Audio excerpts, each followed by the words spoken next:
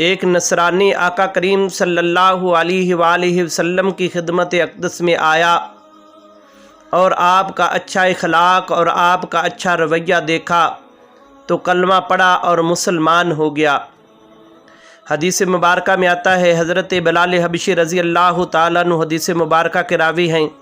آپ فرماتے ہیں ہم مکہ المکرمہ میں حضرت ابوبکر صدیق کے گھر میں موجود سے تو رسول اللہ صلی اللہ علیہ وآلہ وسلم بھی موجود تھے، تو دروازہ کھڑکا تو میں دروازے پر پہنچا تو میں کیا دیکھتا ہوں کہ ایک شخص موجود تھا، وہ شخص نصرانی تھا اور پوچھنے لگا کہ کیا حضرت محمد بن عبداللہ موجود ہیں؟ میں نے کہا ہاں موجود ہیں۔ تو اس نے عرض کی کہ میں ان سے ملنا چاہتا ہوں۔ تو میں اس شخص کو آقا کریم صلی اللہ علیہ وآلہ وسلم کی بارگاہ میں لے گیا تو اس شخص نے آپ صلی اللہ علیہ وآلہ وسلم سے مخاطب ہو کے کہنے لگا کہ کیا آپ اللہ تبارک و تعالیٰ کی برحق رسول ہیں؟ اگر آپ اللہ کے رسول ہیں تو آپ میری مدد فرمائیں اس شخص کے خلاف جس نے مجھ پر ظلم کیا۔ تو آقا کریم صلی اللہ علیہ وآلہ وسلم نے ارشاد فرمایا ہاں میں اللہ کا رسول ہوں، میں تیری ضرور مدد فرماؤں گا جس نے تجھ پر ظلم کیا۔ تو آقا کریم نے پوچھا کون ہے وہ شخص؟ وہ نصرانی کہنے لگا کہ اس کا نام ابو جیل بن ہشام ہے، وہ میرا سارا مال ہڑپ کر گیا، اس نے میرا سارا مال لے لیا ہے اور اب وہ مجھے واپس نہیں کرتا۔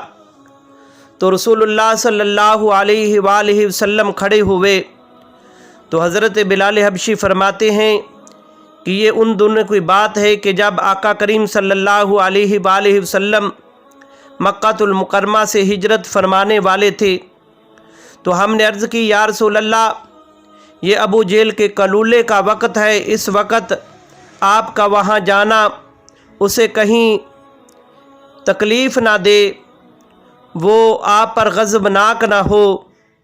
تو آقا کریم صلی اللہ علیہ وآلہ وسلم اس نصرانی کو نال لیا اور ہم بھی ساتھ تھے آقا کریم کے۔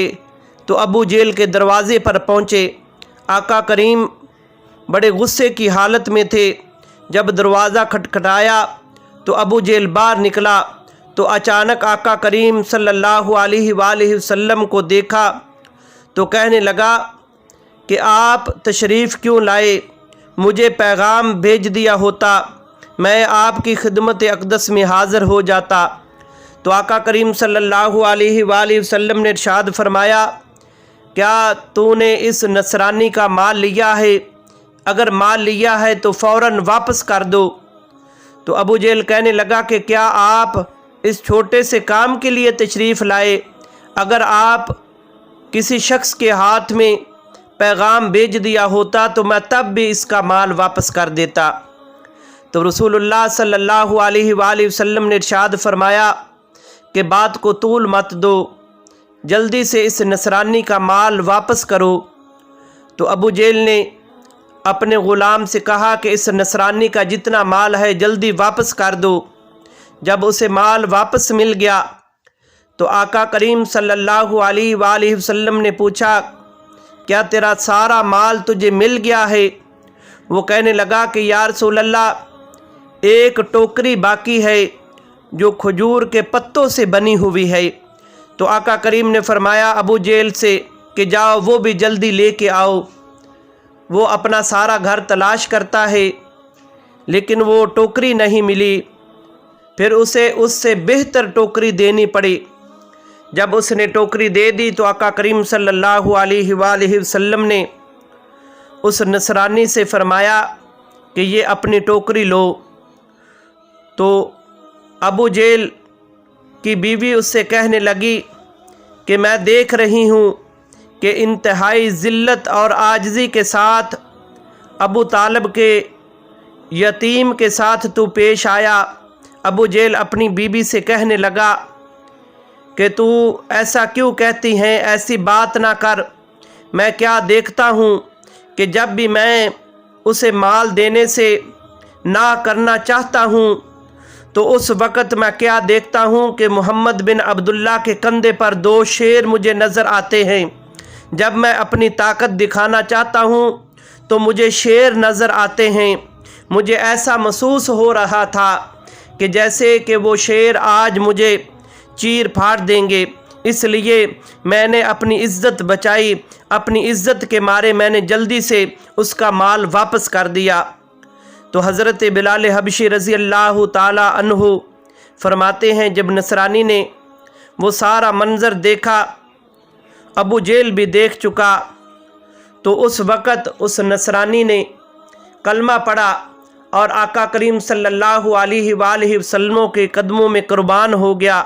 कलमा पढ़ा और मुसलमान हुआ और कहने लगा कि आप वाक़या ही अल्लाह के सच्चे रसूल हैं, आप वाक़या ही अल्लाह के सच्चे रसूल हैं, आपका दीन इस्लाम सच्चा है, आप सच्चे रसूल हैं, आपका रब सच्चा है। तो हज़रत बिलाल हबशी रज़ी अल्लाह ताला अन्हु इरशाद फरमाते हैं कि वो नसरानी आया और आका करीम सल्लल्लाहु अलैहि वसल्लम का ये इखलाक देखा। मेरे आका करीम ने अबू जेल से उसका माल वापस ले के दिया और मेरे आका करीम का ये रवैया देखा और वो कलमा पढ़ा और कलमा पढ़ के मुसलमान हो गया। तो दोस्तान मोहतरम, अगर हमारी वीडियो अच्छी लगे तो हमारी वीडियो को शेयर करना और हमारे चैनल को सब्सक्राइब करना।